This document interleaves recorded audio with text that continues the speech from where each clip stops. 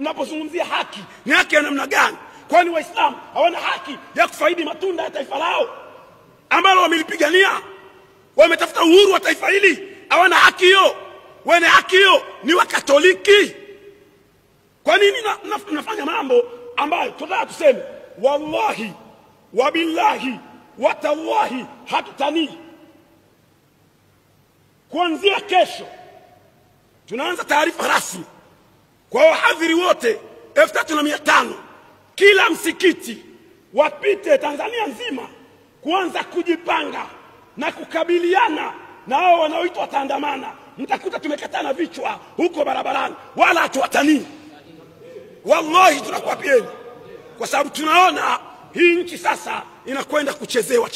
Najua wengine mtakata, shauri yenu, lakini huu ndio uhalisia na wala hatupepesi macho. Tunawaeleza ili wajue, na ni bora muache kwa sababu bora wajue.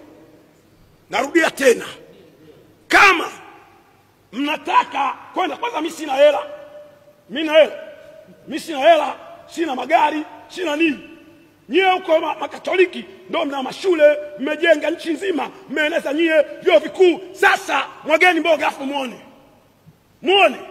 Nataka niwaambie ukweli, kanisa Katoliki, na wala tuseme uongo, najua kanisa Katoliki ndio limemondoa Mbowe. Kwani hatujui mpango si umepangwa hapa Msimbazi Center? So wamekaa hapa wakamondoa Mbowe kwa mikakati na mipango, kwa sababu yeye ni KKT. Wakatengeneza mkakati, wakamuingiza Lissu kwa mipango yao na mikakati yao.